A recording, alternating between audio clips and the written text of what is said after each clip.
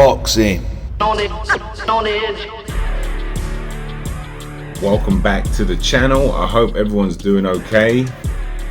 We just had some good news. At least I think it's good news. There's a lot of boxing fans out there that don't necessarily agree.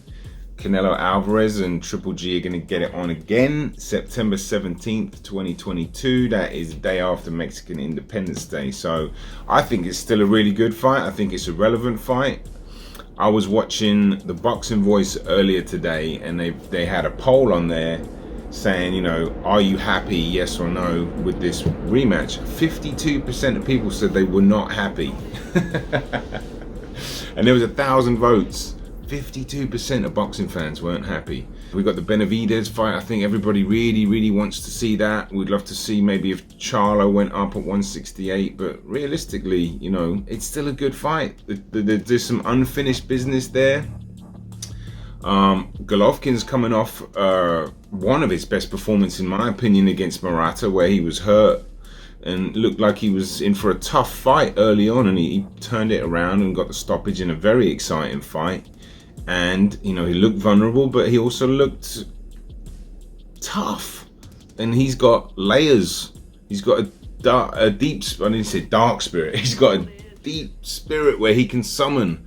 And that's what makes it intriguing. And as soon as that fight happened, actually, a lot of people were saying Canelo's going to walk through Triple G and knock him out.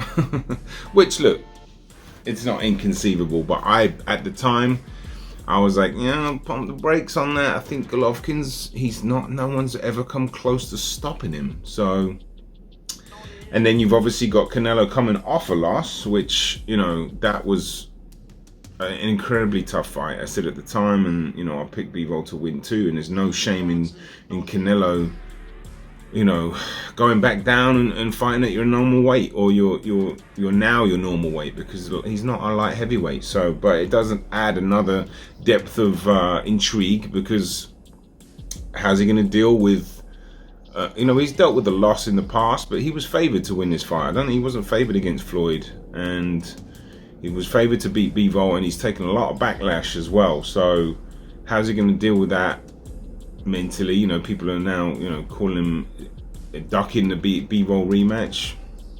Listen, it's the right thing to do. I don't think he should go back in there with Bivol straight away. That's a tough fight. So look, I try not to look at too much of the politics. I just really love it when the guys fight, and boxing fans need to get on board with the fact that this is actually still a good fight. You know, but we're having an absolutely amazing season, if you want to call it, this year. Boxing is on fire. Okay, there's some tremendous fights being made. We've had some tremendous fights. The term unification has never been used more from what I can remember. We've got potentially more great fights coming up. So, you know, let's just keep riding this wave. In terms of the fight, obviously Triple G won the first fight. I think we can all agree on that. I watched that fight at least 7 or 8 times. There was once or twice where I just about scored. If you were going to be, you know, ultra understanding of this, how boxing is scored, because it's not just scored one way. If you're a certain judge, you might actually not mind when fighters are going on the back foot and doing more work. And, you know, most judges prefer fighters going forward and being aggressive. But if you are one of those judges, you know, you could have. I didn't have a massive issue with the draw. I don't think it was a draw. Just let me try. It's just like the Wilder Fury one. I didn't have a big problem with the draw.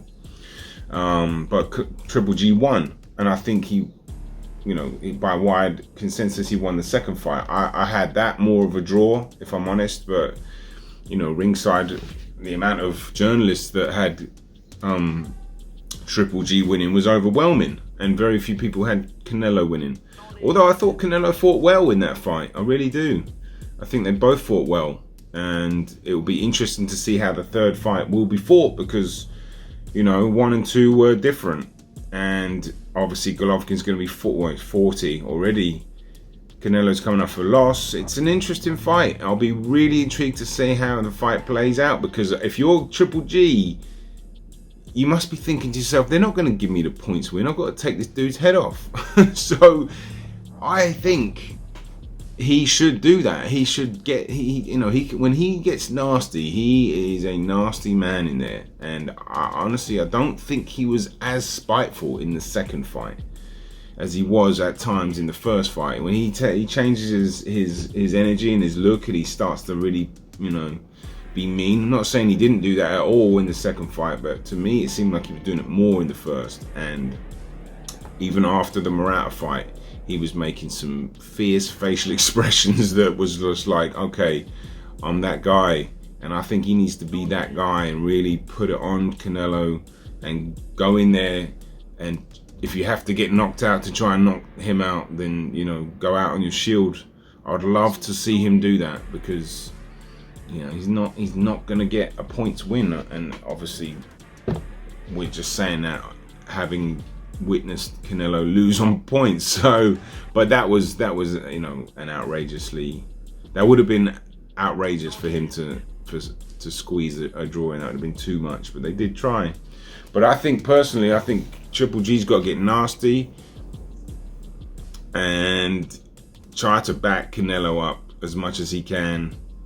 And in the second fights, they were just boxing in the middle of for a lot of it, and that's fine. But you ain't gonna win a boxing match against Canelo. You have to. I think you have to really put it. And Canelo can take Triple G's punches too. So it's like, I'd love to see more body work done from both guys. Actually, there was a lot of head hunting going on, and Triple G is a fantastic body puncher. They both are, and I'd love to see Triple G back Canelo up and just let his hands go upstairs, downstairs, really hurt him, try to hurt him. He's going to be gunning for revenge at the end of the day. They've screwed him over twice. So I think if you're Triple G, how much do you have left in the tank as well? I think it's fair to say, he had to dig quite deep against Murata. How many more times can he do that? He's had a long career. He's had a long amateur career. At some point, is that burning flame still there to dig out these legendary performances? Maybe. I'd still give him a good chance. Not favorite.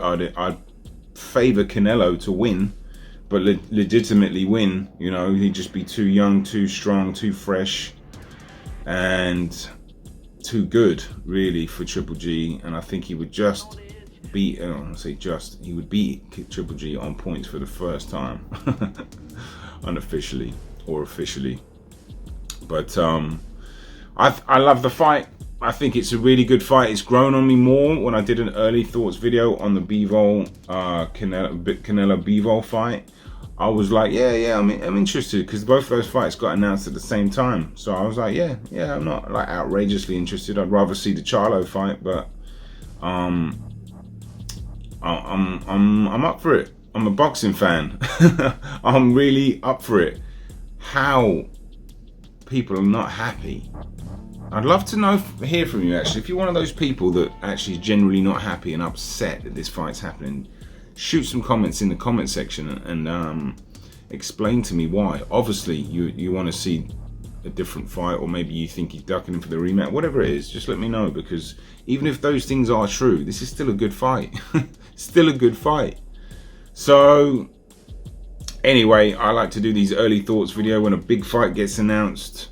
It gets me excited. Hopefully it can get anybody else excited. And we've got a date to look forward to. Again, boxing is flying. So that is it from me, Boxing on the Edge. I hope everyone's doing well. Leave a comment if you have one, and take care of yourself. Have a great week. Boxing on the Edge.